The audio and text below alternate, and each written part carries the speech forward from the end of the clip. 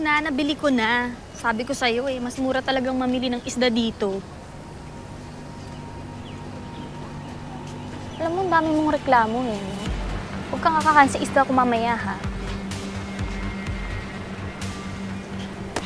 Miss, akin yung cellphone mo. Teka lang mo, hindi po ako mayaman. Sabi ko kasi, akin na yan. Dami pa sinasabi.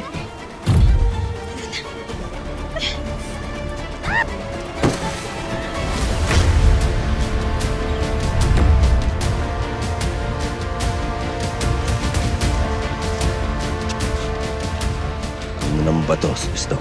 Ay, ikaw pala yan, Keno. Wala.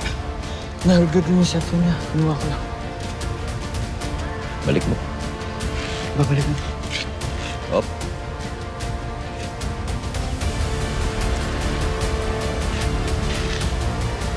Miss, cellphone mo.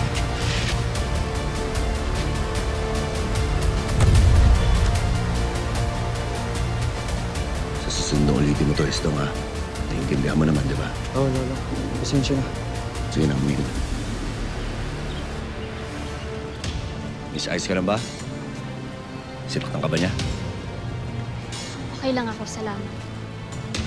Kilala mo? Oo, matagal na sigayan dito sa amin, eh. Pero maayos naman, nakakausap naman yan. Buti naman may takot siya sa'yo. Takot lang yan dahil alam niya may mali siyang ginagawa. Pero ikaw ba, Miss, wala ka bang kasama? Delikado kasi dito sa amin, eh. Baka mabuti pa siguro kung ihatid dito sa inyo. Ay, hindi na, hindi na. Salamat na lang.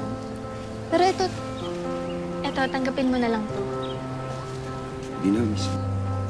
Sige na, tanggapin mo na to. Hindi ako makakatulog kapag hindi mo to tinanggap.